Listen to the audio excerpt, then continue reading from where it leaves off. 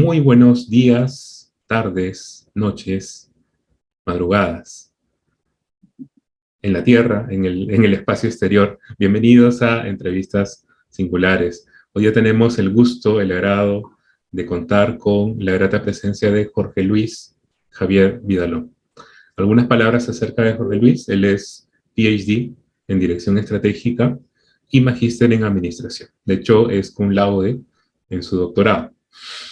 Ha ocupado distintos cargos gerenciales que podrían tomarnos más o menos media hora contar todos ellos, pero vamos a mencionar así algunos.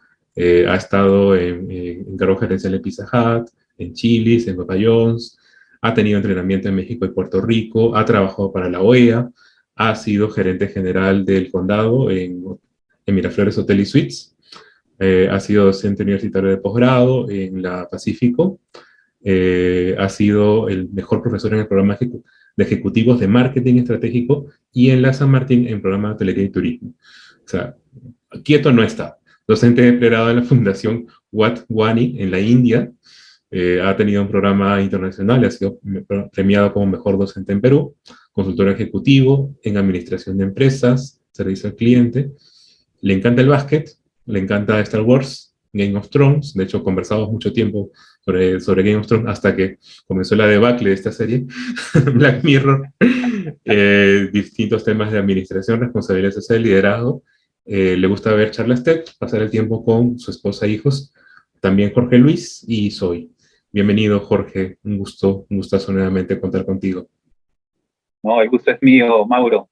La verdad es que va a ser muy grato conversar, porque ese es un poco mi objetivo, ¿no? Conversar de lo que tú muy bien nos guíes en esta charla. Así que listo para entretenerme contigo y con tus oyentes.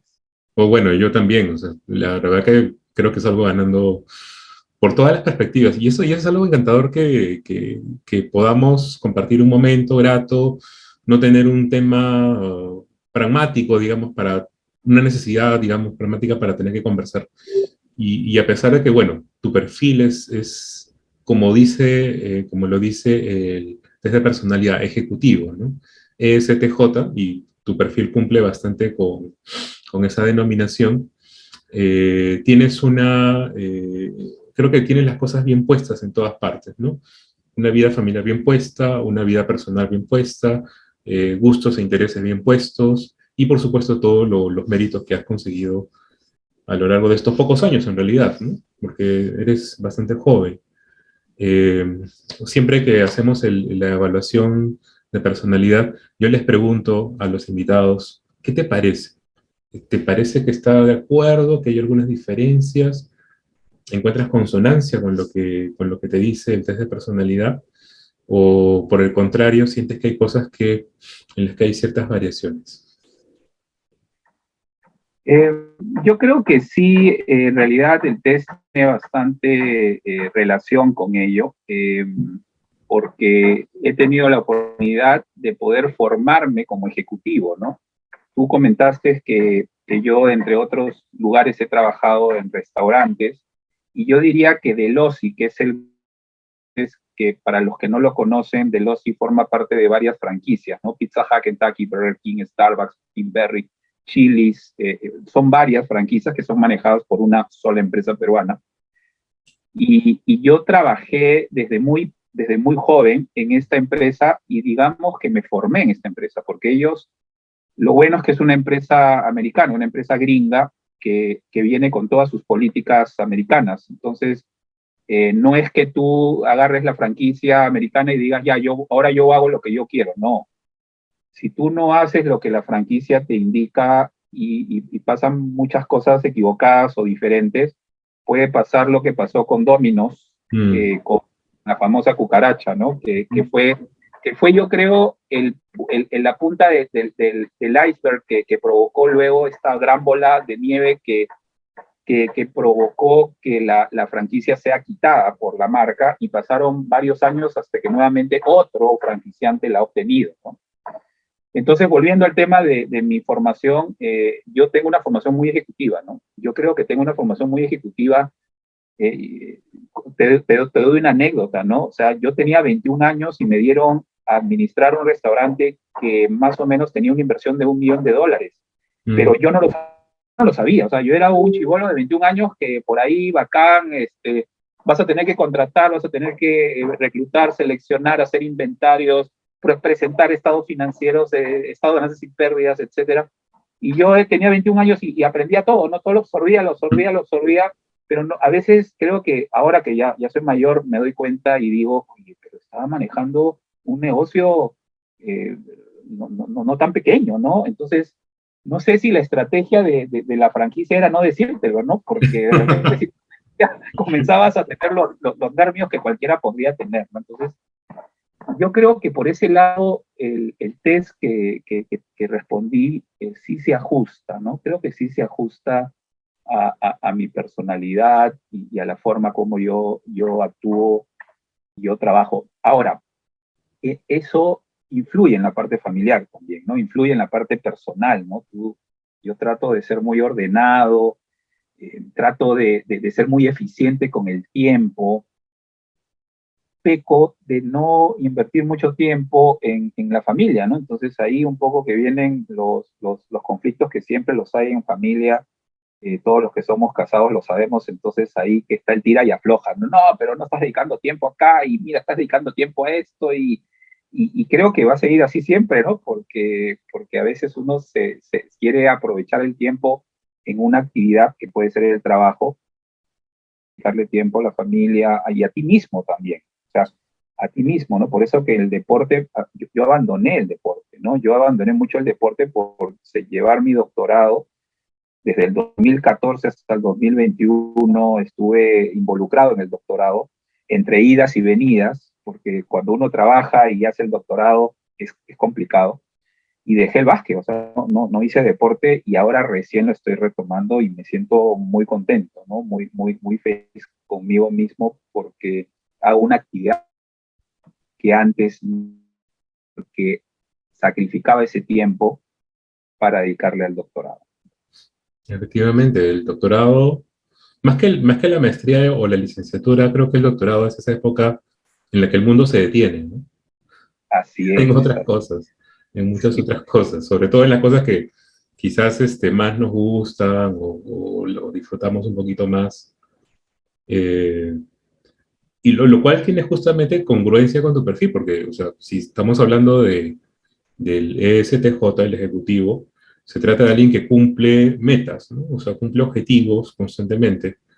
eh, y ve objetivos, o sea, a diferencia de otras personalidades que dicen, mira, acá está la meta por delante, pero fíjate, hay que hacer esto, hay que hacer lo otro. Se queda un poco obnubilado en las diferentes cosas.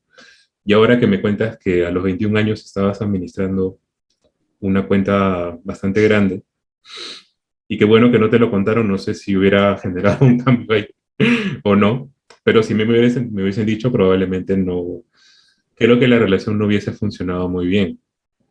Este, pero justamente la administración tiene eso bonito, ¿no? Que tú ves diferentes niveles o diferentes campos de una empresa. Y un poco que lo he aprendido a partir de la experiencia laboral. Yo no soy administrador, pero veo que, por ejemplo, ¿no? Ya que mencionaste el caso de Domino's, eh, este asunto pasa por distintas instancias. La comunicación, por ejemplo, hacia el cliente, la reacción del cliente, la evaluación que había que hacer si es que este asunto iba a escalar o no. De repente no le hicieron, ¿no? Quizás también el hecho de que algunos ejecutivos no necesariamente estén, digamos, con esa percepción acerca de las cosas que tenían que pasar alrededor de la operación, ¿no? En este caso, importa mucho el factor de con quién uno trabaja. ¿Cuáles creen que son las cualidades más apreciadas, digamos, dentro del mundo de la dirección? Es decir, tanto para un directivo como para un equipo. ¿Qué es lo que más buscarías o qué consideras que es lo más importante allí? A ver, yo lo que siempre he admirado de mis jefes es que tengan primero, que tengan tres cosas, ¿no? Que tengan tres cosas.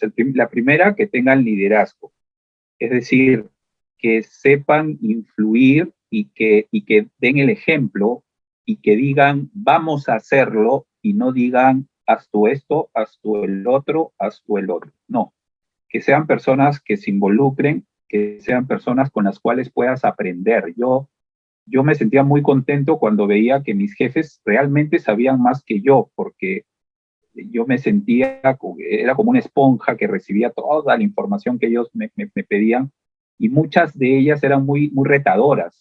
Ujú. Entonces, y creo que hasta ahora, ¿no? Hasta ahora me pasa, ¿no? Siempre hay pedidos retadores, y a veces y pasa, por la cabeza te pasa y dices, ¿no? ¿Y esto cómo lo voy a hacer? Y ahora, pero después te pones un poco, aterrizas la idea y dices, bueno, hay que empezar por algo. Entonces Ujú. comienzas por el paso uno, luego el paso dos, y parece mentira, pero las cosas se van acomodando y se van completando. En el caso de un jefe, me preguntaste características. La primera es el liderazgo. La segunda es un buen comunicador. Ujú. Y tú acabas de decir un ejemplo claro, ¿no? En el caso de Domino's, definitivamente la comunicación fue pésima, pésima. Salió la CEO de Domino's en un medio de comunicación, en RPP, si no me equivoco, y lo que dijo fue, nosotros no somos comunicadores, somos pizzeros, ¿no? Esa fue su excusa. Entonces, un poco que estás diciendo, el problema no es mío, ¿no? El Después no es problema es, algo. no, discúlpeme, yo no sé comunicarme, pero el problema era mucho, mucho más amplio, ¿no? Sí. Lo único que se pedía era una palabra, disculpa, Mm. nada más. O sea, con esa palabra hubiera arreglado todo el problema, pero el problema fue que trataron de minimizar la queja, y bueno, ahora que estamos con redes sociales y con todo lo demás, ya no puedes ocultar una queja. Entonces, eso se viralizó, y bueno, las consecuencias ya las sabemos, ¿no? Y la tercera característica, Mauro, es que sea una persona que sepa motivar. Ujú. O sea, sea una persona que caramba, de repente te da un objetivo muy retador, que aparentemente va a ser muy difícil de lograr. Pero si esta persona está preparada para poder motivarte y para poder hacer el mayor esfuerzo para lograrlo, yo creo que hay la posibilidad inclusive de lograr cumplir el objetivo, a pesar que sea muy, muy retador. Entonces, y obviamente para encontrar una persona con esas tres características es complicado. Sí. Es complicado porque puede tener una, pero las otras dos no, o desarrolla dos, pero la tercera no. Y a veces eso afecta mucho el compromiso, el engagement, como se dice en inglés, el compromiso que tienen los colaboradores con ese jefe, ¿no?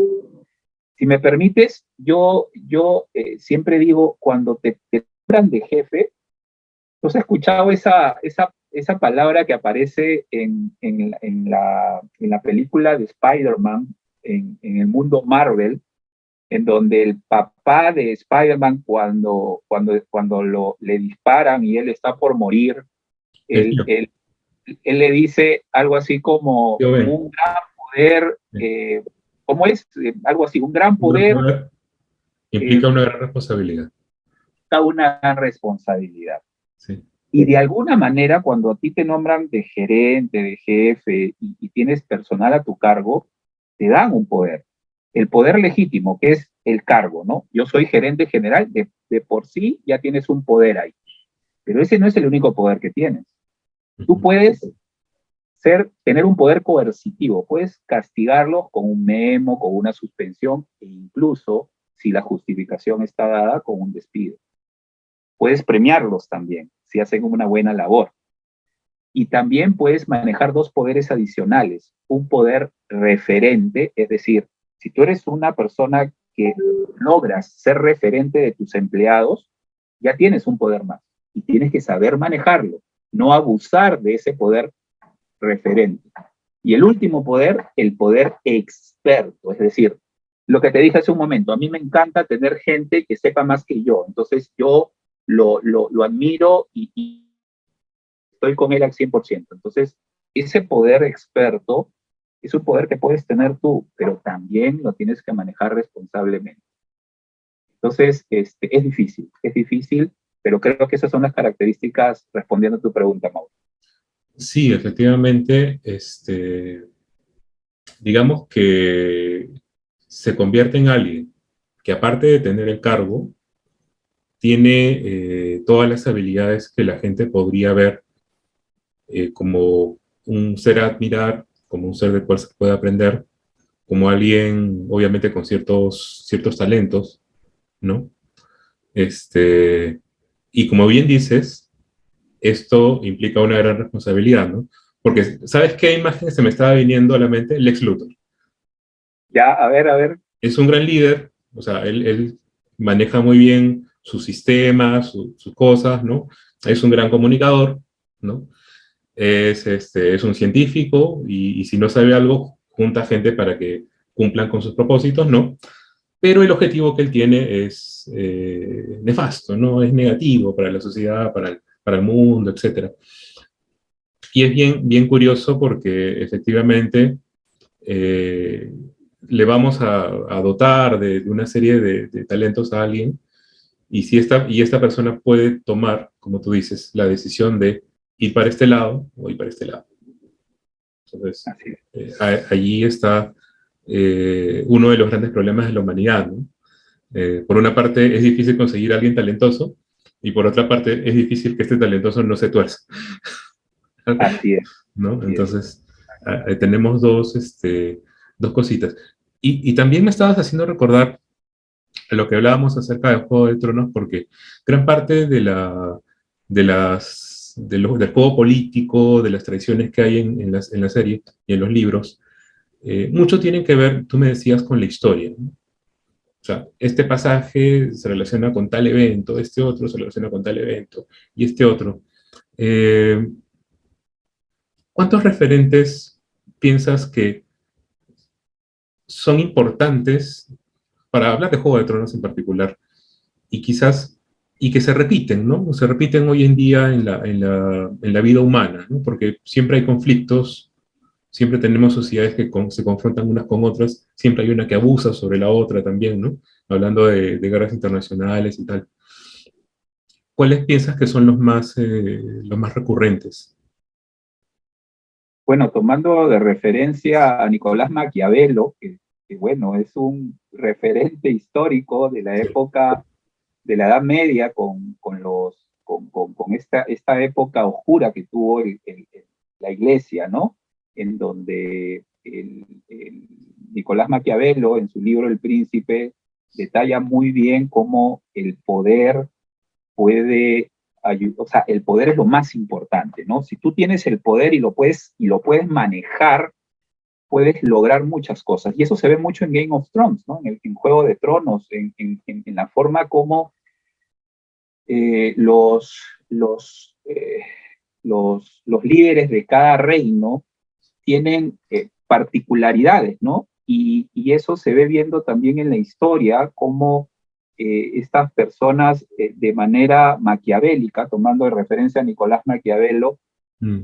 hacen pensar a los otros reinos que van a hacer una determinada acción y en realidad hacen otra totalmente inesperada, ¿no? Totalmente inesperada que les da mayor poder.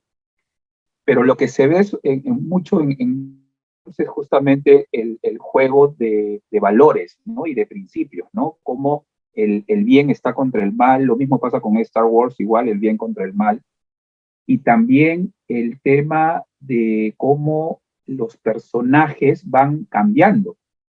Ujú. Estoy seguro que la mayoría de nosotros pensó al principio, en los primeros capítulos, discúlpame, pero no recuerdo bien los nombres, el enanito, ¿cómo se llama? Tyron, creo, ¿cómo se Tyrion, llamaba? Lord Tyrion. Lord Tyrion, ¿no? Lord Tyrion, al principio todo el mundo pensaba que era, pero de lo peor, que él no va a durar, ¿no? O sea, en cualquier momento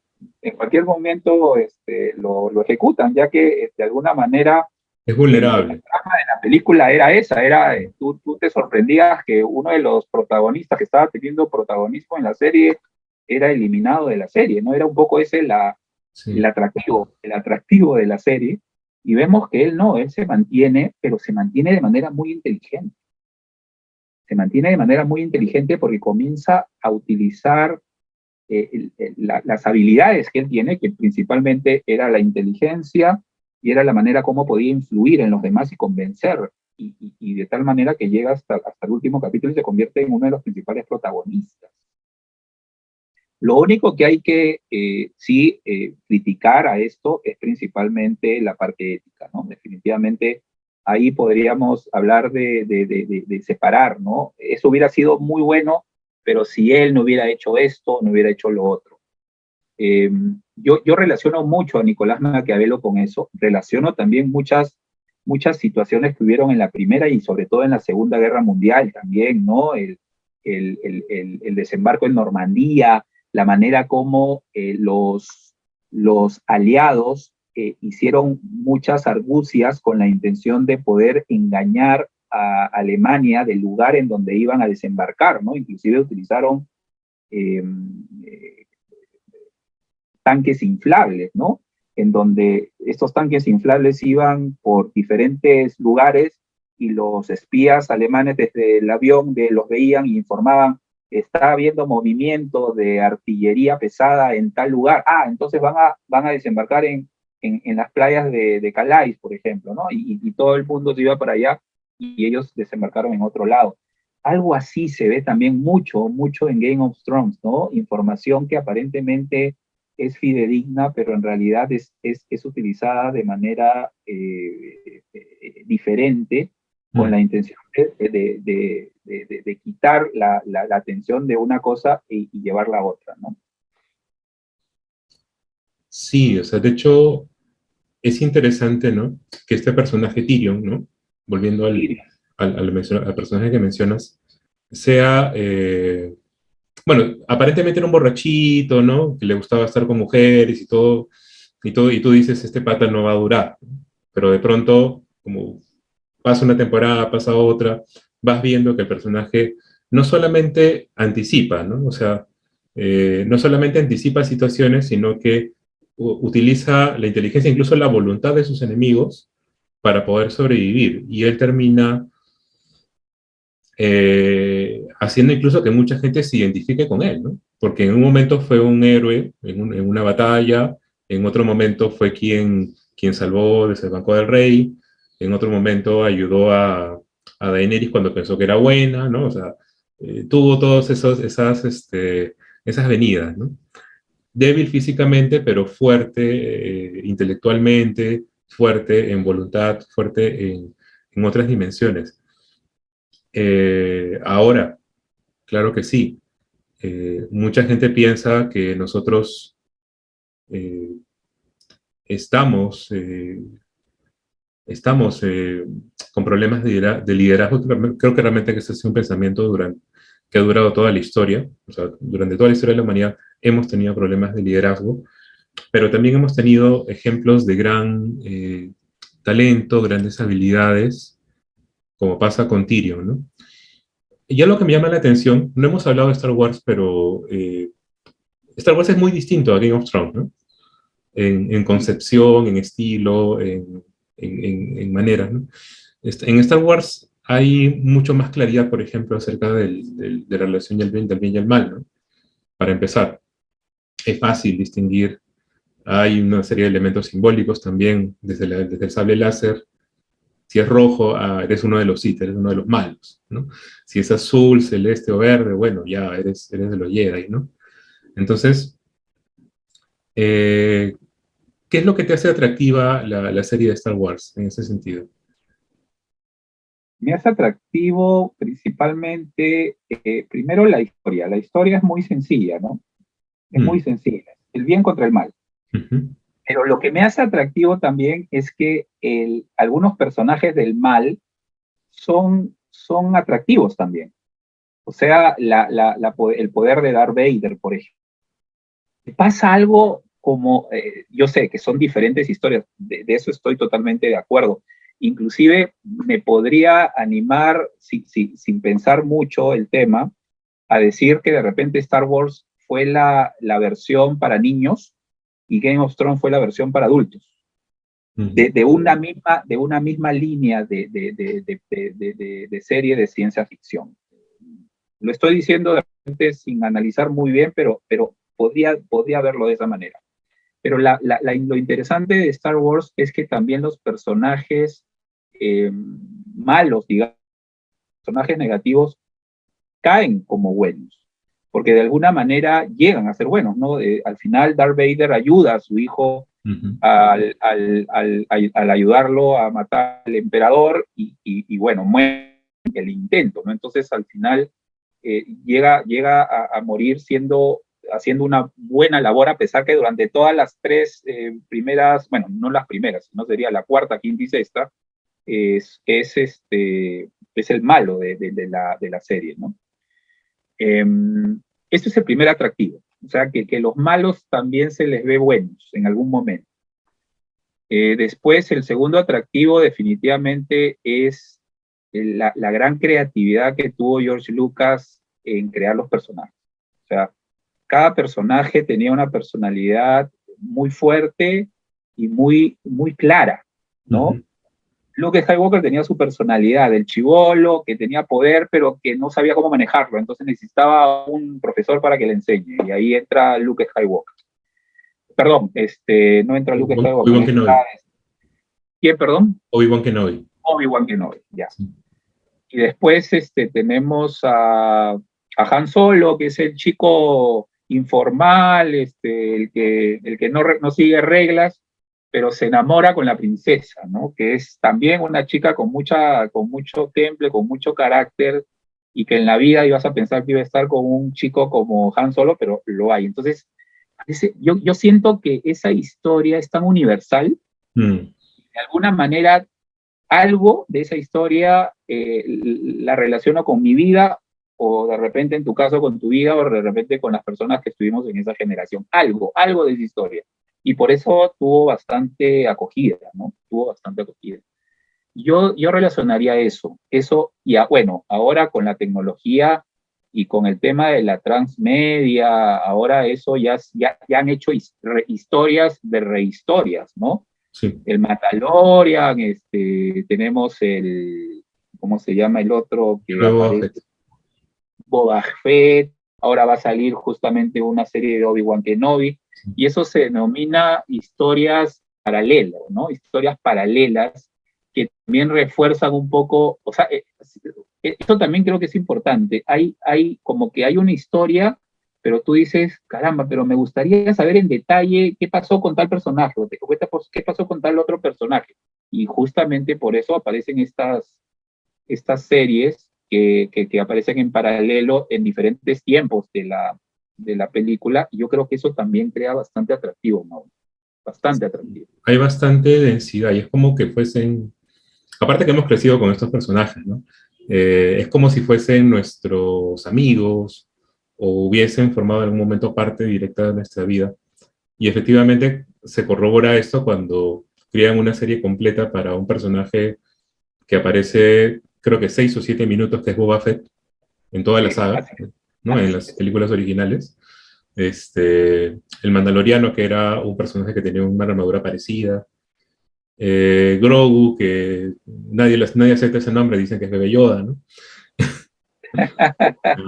O la referencia. Y ese es bien interesante, porque efectivamente esas pequeñas, grandes contradicciones, pero al mismo tiempo la riqueza de los personajes de Star Wars, más que el hecho de que sea en el espacio, o sea en la Edad Media, o sea en una época contemporánea, creo que es lo que finalmente engancha a las personas.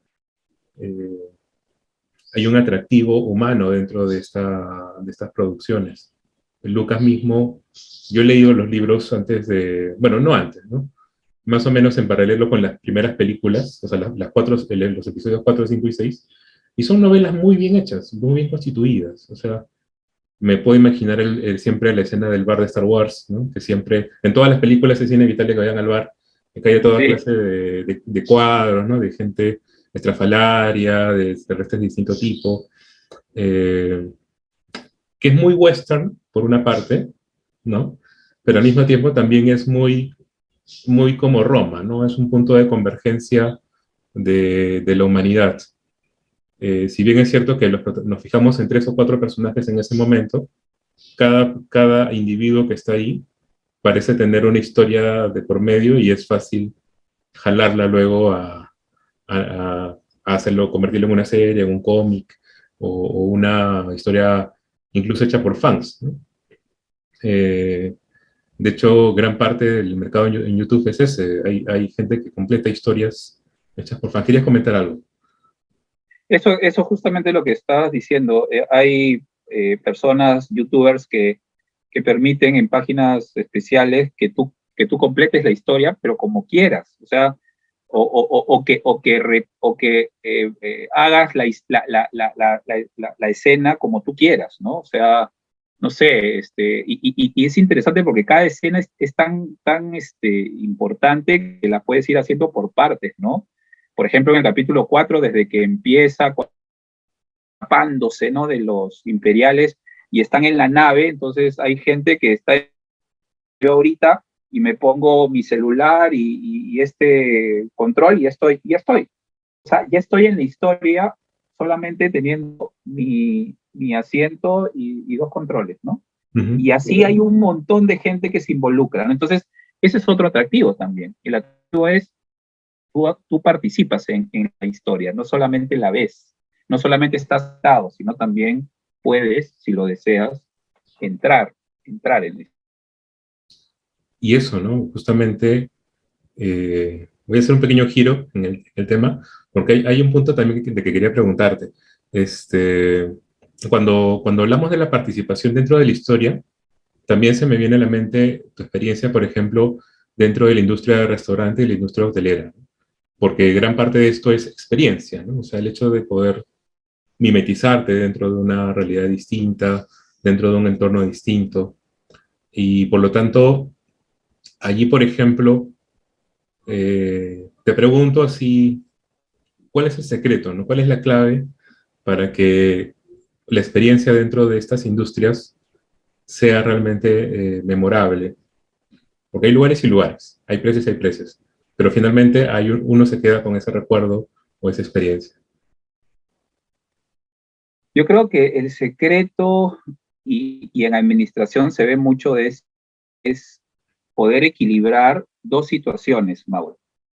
Por un lado, la situación netamente administrativa. Por otro lado, el tiempo que dediques a tu personal.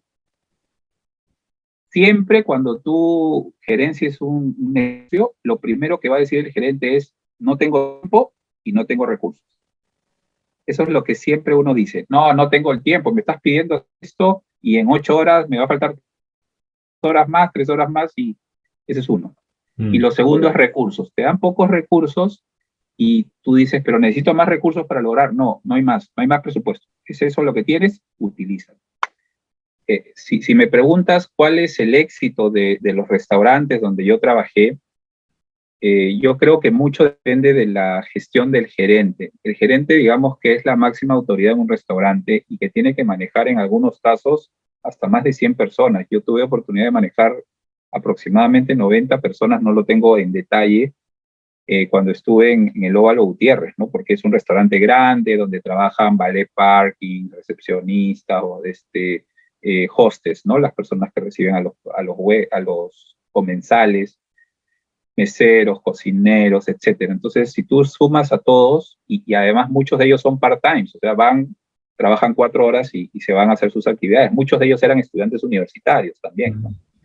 Entonces, yo creo que el secreto es la gestión que haga el gerente, pero ahí va en mayor detalle mi respuesta. Yo siempre me he dado cuenta que los gerentes tendemos, y me incluyo, tendemos a veces a irnos más al lado administrativo, al lado humano, al lado de recursos humanos, porque falta el tiempo, etcétera, por lo que te dije al principio. Por ejemplo, Ujú. yo debería hacer reuniones con mi personal seguido, yo debería conversar individualmente con cada uno de ellos para saber cómo se encuentran. Yo debería dedicar tiempo para solucionar sus problemas y en alguna ocasión de repente hasta ayudarlos si el problema es externo, familiar, enfermedad, etcétera, ¿no?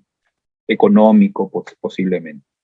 Pero a veces estás más preocupado en que te cuadren los inventarios, en que las eficiencias te cuadren, en que los productos no te falten, en que los clientes no se quejen, en que no hayan robos. O sea, hay un montón de situaciones que tú tienes que estar ahí porque tú eres el que tiene que dar la cara.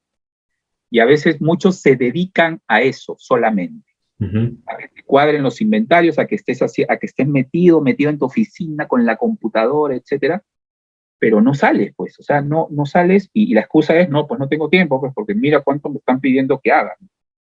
Y están los otros que están muy, muy afuera y el personal los ama, los quiere porque siempre están para ellos, ¿no? Siempre los gerentes están para ellos. Pero cuando revisas sus inventarios, cuando revisas sus eficiencias, sus resultados operativos, dejan mucho que desear. Entonces, ¿cuál es el éxito? El equilibrio. Que creo que el equilibrio es el éxito en muchas cosas, ¿no? Sí. El equilibrio es el éxito en muchas cosas. Es saber manejarte de tal manera que puedas dedicar tiempo a la parte administrativa y también tiempo a la parte de relaciones con los tuyos, ¿no? Que en este caso sería con tus colaboradores. Exacto. Y eso es algo, como tú bien dices, que aplica a todos los aspectos de la vida. Me acuerdo que estaba hablando en un foro, justamente haciendo referencia a las personalidades, porque yo estoy en el grupo más reducido y nos importa mucho el tema de contactarnos con otros así, INFJs en este caso, y uno dice, uno comentó justamente que bueno, no uno, sino varios en realidad, comentaron cómo es que hay muy poca atención hacia el aspecto humano, mucha atención hacia las cifras, los números, y también muchas veces hay una mala lectura, ¿no? También, porque, claro, o sea, si alguien siempre te llega tarde, lo más probable es que esta persona lo vayas sancionando, penalizando, ¿no? Eventualmente. Pero esa llegada tarde, pues, puede que tenga una historia hasta más interesante, incluso de escuchar, ¿no? Pero falta, ¿no? O sea, falta el tiempo, muchas veces la disposición. Uno mismo también es humano y se molesta también, o sea, siempre me llegas tarde, ya pues, ya no quiero hablar con esa persona, ya no me resulta grata, ¿no? Por más que le he hablado antes, ¿no? Y como papá así apartado, ¿no? O sea, llega temprano y ya está, ¿no? Ya lo solucioné. Sí. Llega temprano, ¿no? Ya está. Pero, o sea, finalmente es eso. Si me permites, ahí también es muy importante la inteligencia emocional, ¿no? La manera como manejas tus emociones y creo que ahí hago el match con el personaje que estábamos hablando de Game of Thrones, ¿no? De Tyrion, ¿no? Si no me equivoco. Tyrion. Él maneja muy bien la inteligencia emocional. Sí. Maneja muy bien la inteligencia emocional. Él no está enfrascado en que a él lo odio y a él lo amo, no. O sea, en los diferentes momentos de la historia está con un grupo y luego en otra parte de la historia está con los enemigos eternos que tenía, ¿no? Y se une con los enemigos eternos y tú dices, ¿qué pasó? Y algunos que no seguíamos la historia como era yo, a veces nos pasábamos algunos capítulos y tú decías, oye, ¿qué pasó acá? No entiendo. Pero si ellos dos estaban enfrascados en una guerra a muerte, entonces retrocedí a ver cómo va manejando muy bien su inteligencia emocional para poder ir juntando posiciones que son beneficiosas para, en este caso, para los contrincantes que anteriormente tenía y ahora son sus aliados, ¿no? Yo creo que por ahí va también el grado de desarrollo que debería tener un gerente, ¿no? Sus habilidades blandas, sus habilidades socioemocionales tienen que también desarrollarse mucho, mucho para poder saltar estando trabajando en una parte administrativa donde es muy mecanista, al menos en restaurantes es así, ¿ah? O sea, ahí tú manejas recetas, ahí tú manejas kilos. Nosotros teníamos formatos en donde, por ejemplo, el apio tenía que tener tal medida, tal grosor, tal color, tal sonido. O sea, cuando tú cortas un apio, tiene que sonar, crack. Si no suena, no lo puedes vender, porque ya está pasado, digamos, ¿no? Es como que el apio no está fresco. Entonces, si tú lo comes en unas alitas, ¿no? Que normalmente viene con la decoración de los apios, ya pues ya no es la misma calidad. Hasta en esos detalles, mira, hasta en esos detalles. Entonces, esa es la parte operativa, la parte de que tiene que encontrarse, que tiene que cumplirse, ¿no? Pero por otro lado está, o sea, es como que si sacas tu chip y metes otro chip que es, bueno, ahora me toca la parte de relaciones humanas. Y una de las cosas que teníamos que hacer cada turno eran mini meetings. ¿Qué cosa es un mini meeting? Es una mini reunión. Y poníamos en la pizarra cosas que iban a pasar o que pasaban ese día. Por ejemplo, chicos, mañana es Día de la Madre. Ante todo, feliz día y poníamos la lista de mamás que estaban trabajando. Recuerden que normalmente en víspera del Día de la Madre también hay movimiento, así que preparen sus cosas, bla, bla, bla, ¿no? Cumpleaños, y a veces poníamos 86. 86 en términos de gastronomía significa que no hay en el almacén, ¿no? O sea, en la cocina. Entonces, por ejemplo, poníamos 86, voy a darte un nombre, anchoas. Entonces, todos los platos que llevaban anchoas no podían venderlo los meseros. Entonces, todo lo que te estoy diciendo se hablaba en 3 minutos. El gerente los reunía a todos. Ya, chicos, antes de empezar, venga. Y comenzaba, ¿no? Bueno, chicos, mañana es Día de la Madre, vamos a felicitar previamente a fulano. Aplauso, que la pasen bonito. Recuerden que hay movimiento, por favor vayan preparando sus cubiertos, sus estaciones, etcétera. Y después hablábamos de los 86 también. Hoy día no tenemos este producto porque el proveedor nos falló, así que por favor no ofrezcan ese plato que tiene ese producto. Ok, perfecto. Mira, Mauro, no te miento, esos 3 minutos eran fundamentales para que los chicos se alinearan al objetivo de ese turno, que eran 3, 4 horas más. ¿Por qué? Porque ellos venían de otros lugares. Acuérdate que yo tenía muchos part-times. Entonces venían de la universidad y de repente venían de un examen X y de repente no les fue tan bien. Entonces venían con la cabeza de que, pucha, ¿y ahora qué voy a hacer? O tengo que conversar con el profesor. Y ahora... Entonces venían con otra cosa. Y mira, te soy sincero, y a veces estaban tan volados que ni se acordaban que al día siguiente era el Día de la Madre. Wow. O había un partido especial, o etcétera, porque esos son los días en donde normalmente en un día previo hay movimiento. Entonces, estos mini meetings, pequeñas reuniones de 1, 2, 3 minutos, eran fundamentales. Y no te miento, a veces no querías hacerlas porque tenías en la cabeza que estabas con el proveedor hablando, o que estabas con un problema técnico de una máquina, o porque había un cliente que justo te llamó. Entonces tú por la cabeza te decías, ya, pues un día que no lo hagas, ya, pues no pasa nada. Pero después te ponías a pensar bien y decías, pero si no lo hago, pueden haber más problemas de los que están habiendo. Sí. Entonces lo hacía como sea, o sea, y trataba de cambiar mi chip, y ahí creo que viene la inteligencia emocional, y trataba de cambiar mi chip y decía, ya deja la parte mecánica, Jorge, y ahora enfráscate, introdúcete a la parte humana, a la parte porque te vas a comunicar con tu equipo. Y hacía eso, ¿no? Entonces, es complicado. Yo creo que yo fallé mucho a hacer eso y poco a poco fui desarrollando. Es que es como pasar de una lengua a otra. ¿Estás hablando en inglés?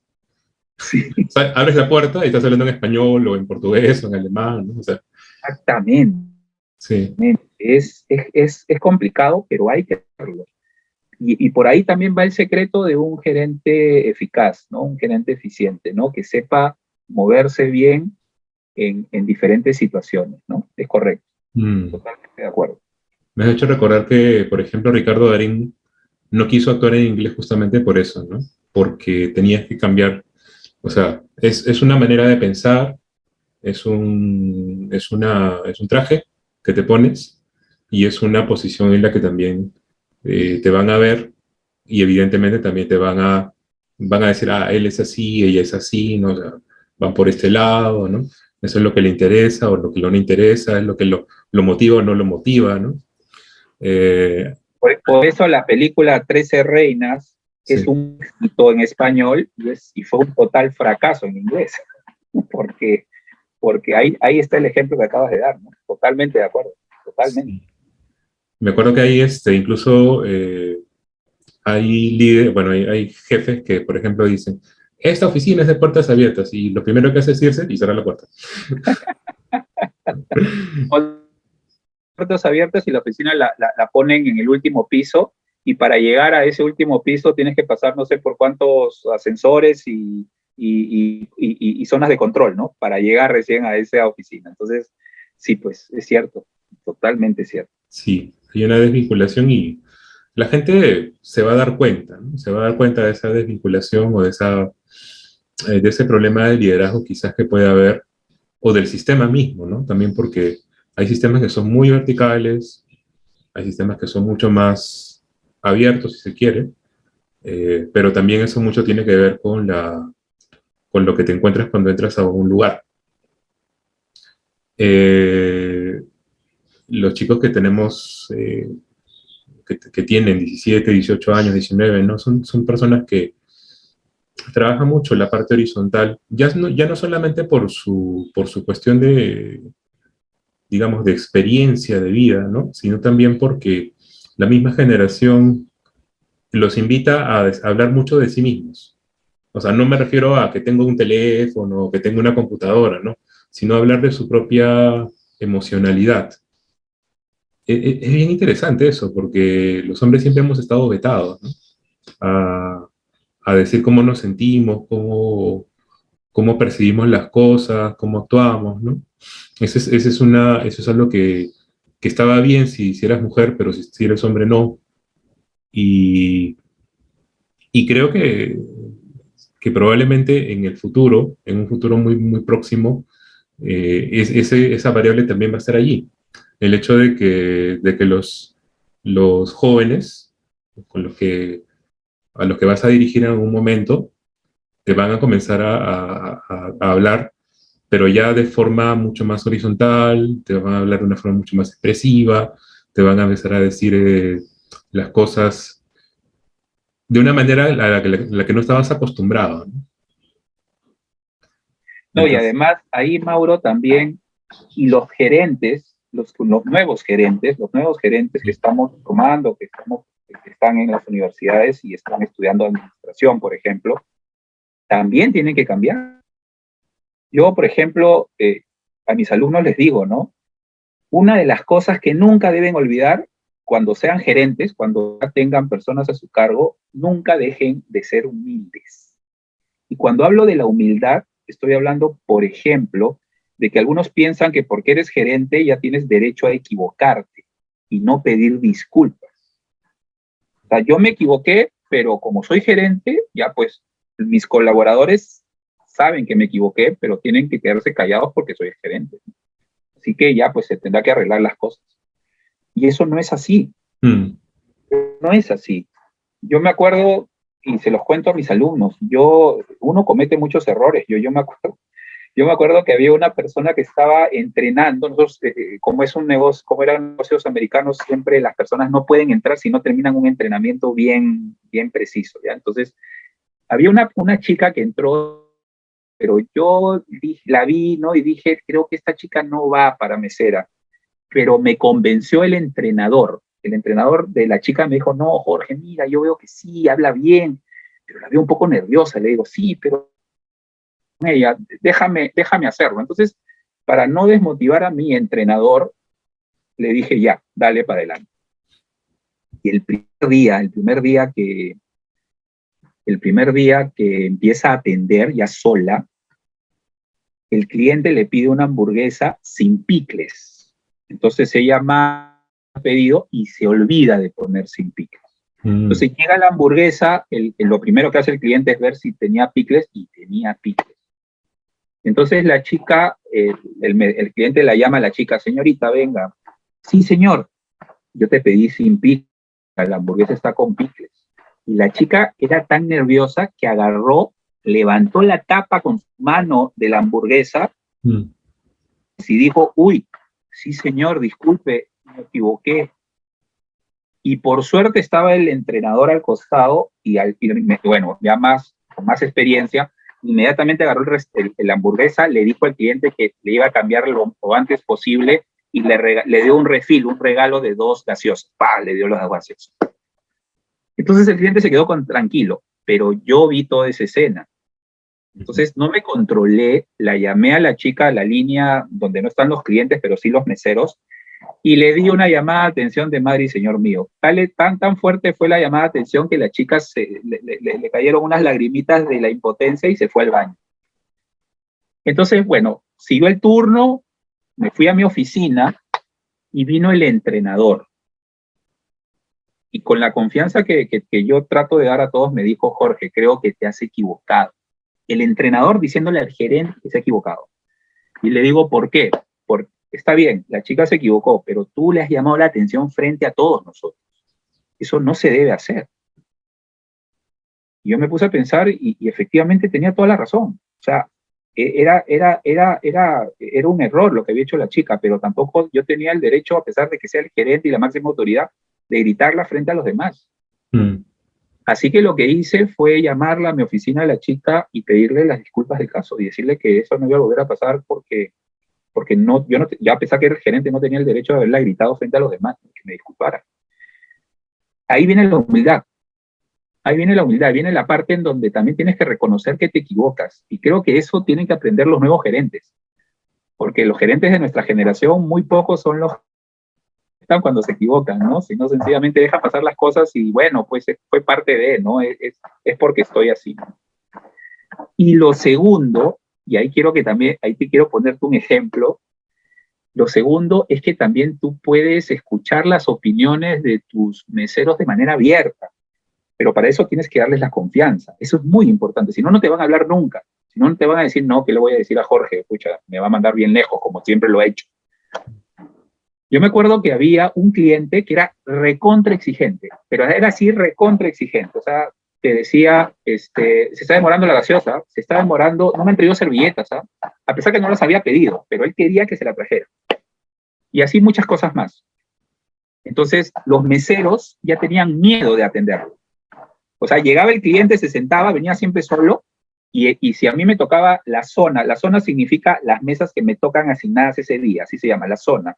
Me tocaba esa mesa, el mesero venía y me decía: Jorge, yo no quiero atender a ese cliente, tú sabes, ese cliente siempre se queja por las puras y no puede ser, no, yo quiero. Entonces, ¿cómo le respondes a un mesero que te está contando algo de él y que no debería, porque es su chamba y tiene que hacerlo, pero tiene la confianza en decírtelo? Y es como piensa, o sea, aunque no te lo diga, igual lo va a tener en la cabeza y de repente no le da un buen servicio. Entonces, ¿cómo hago para motivarlo? Rétalo. Yo qué decía, le decía: ya, ¿me retas a qué? A que no se queje por nada.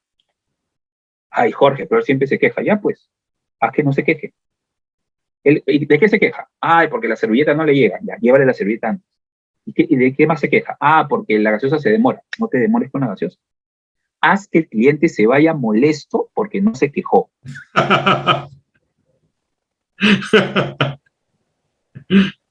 Y lo logró. El cliente se fue molesto, o sea, con la cara no tan alegre, porque no tuvo ninguna razón para quejarse. Y siguió viniendo, pero a eso quería llegar, ¿no? O sea, no, tratemos de salir de la caja, ¿no? Tratemos de no pensar en la orden lineal, ¿no? No, es tu chamba, compadre, tienes que atender porque es tu zona, así que te toca, anda y atiéndelo bien, ¿eh? A cambiarle la figura, ¿no? Decirle: oye, se vaya molesto, atiéndelo bien. Y bueno, eso es una anécdota que también tuve con un mesero en uno de los tantos turnos que he tenido. Buenísimo. porque de verdad que ha sido un enorme placer y aunque nos podríamos quedar conversando hasta buen rato, de hecho que sí, sé que tienes obligaciones familiares y bueno, solamente me queda agradecerte a ti por tu tiempo, por tu gentileza, por tus conocimientos y por darme la oportunidad de conversar nuevamente contigo después de más de 2 años, ¿no? Más de dos Así es. años. Y ya ha tocado. Así que, bueno, te agradezco muchísimo esta oportunidad que nos brindas a todos nosotros. De nada, de nada. Para mí ha sido un gusto. Se ha pasado volando esta hora de conversación, Mauro. Y bueno, no va a ser la última tampoco. Espero volver a vernos pronto. Muchas gracias. Sí, Dios mediante, nos vemos pronto. Un gran abrazo. Igualmente, gracias.